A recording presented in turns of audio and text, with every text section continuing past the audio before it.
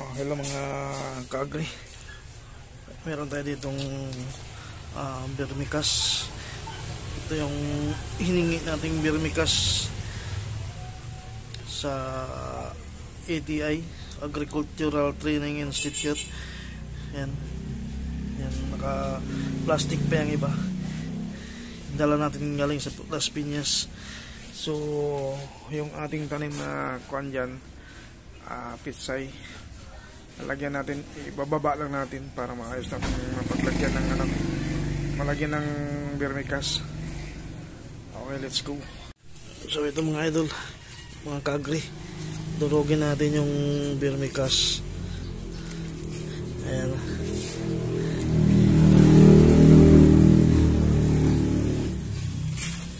bago natin ilagay dito. Ayan, lagyan natin ng vermicast yan. Yan na yung kanilang magiging pataba.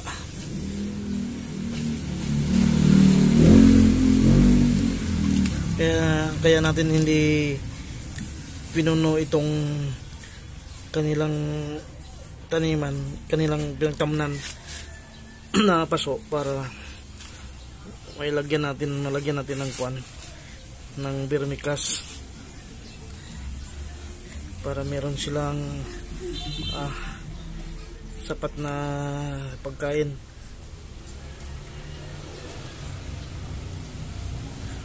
Ayan, ano na sila, madami ng dahon, 4 na dahon na ito.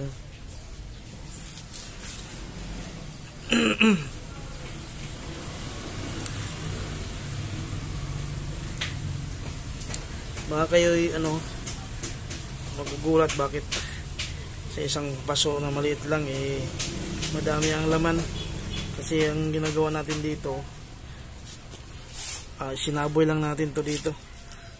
So mayroong ibang mga paso na walang laman, pinaglagyan lang natin, pinunlaan natin kasi di tumubo yung ibang, pero konti lang naman yung paso na walang tubo.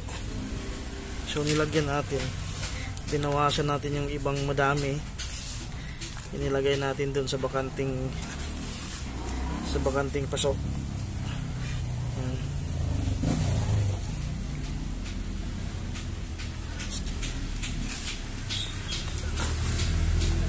Siguro naman sobra-sobra na tong dinala kong vermicast para dito. Hindi natin masyadong punuin ito para makahinga-hinga itong mahirap pag punong-puno yung paso.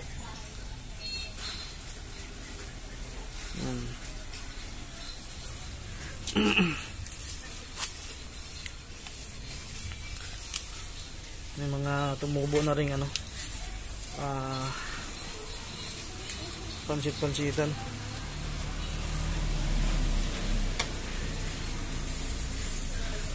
Yan pala mga pansit-pansitan mga kaagri, din yan, may pakinabang din yan. May gamot, ginagamit na panggamot din yan, tsaka anong tawag dito, nagugulay din tong pansit-pansitan, hinahalo sa pretong isda.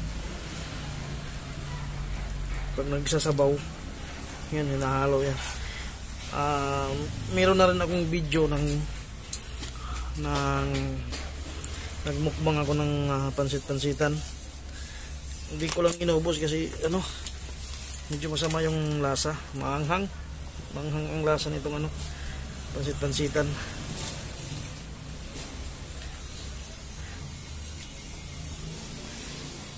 Kung gusto niyo mag-try na magmukbang ng pansit-pansitan, ay pwede naman, kasi hindi naman yan nakakalason.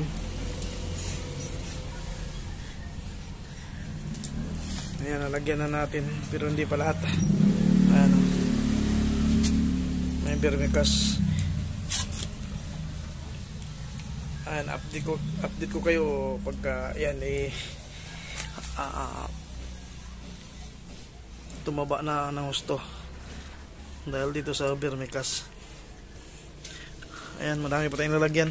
Andun pa yung iba, hindi pa natin na ibaba.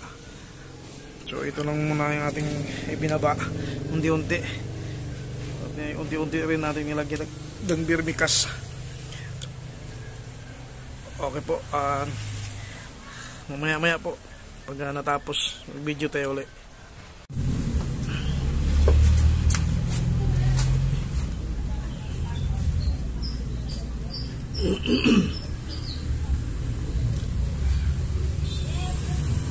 Ito mga kagawin na tuloy pa rin tayo sa paglalagay ng vermicast.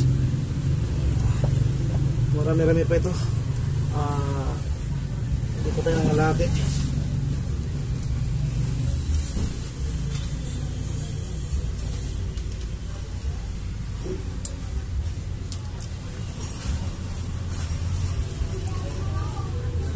Comment ba kayo mga idol kung gumagamit din ba kayo ng vermicast kapag kayo ay nagtatanim. Bagay ito naman ay hinihingi ko lang.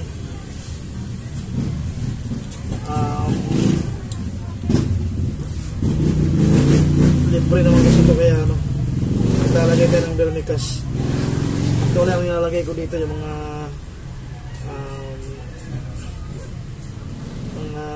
nabubulok na mga sobra-sobra sa kusina. Pinapabubulok natin, nahalo sa lupa. Yan yung nagiging natin pataba.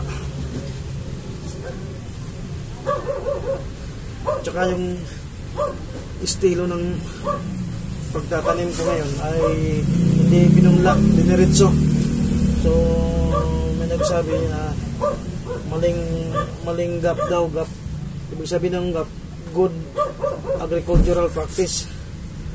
So hindi naman ako agriculturist. Isa lang akong anak ng magsasaka. Kaya yung ating channel ay Anak Magsasaka TV. Kasi anak tayo ng magsasaka. Yung tatay kong yumaon na. So doon natin hinango yung ating YouTube channel. So ito, ganito buhay ng magsasaka. Laging madumi ang kamay. So shout out sa inyo mga farmer. Sana ay huwag kayong wala ng pag-asa at laging magsisipag. Kasi sa inyo kami nakasalalay. Yung kinakain natin sa inyo galing. So hindi ko lang alam kung magkakasya pa yung ating vermicast, pero meron pa naman dito sa plastic. So yan, continue lang tayo. Ayan ang kamay ng isang magsasaka.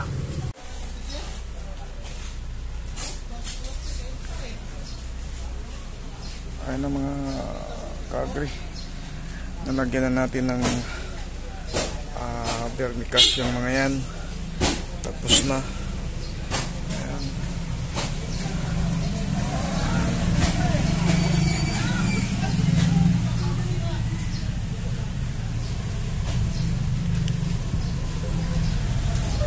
Mamaya diligan natin ito mamaya pagka matutuyo na yung nilagay nating vermicast. Ayan.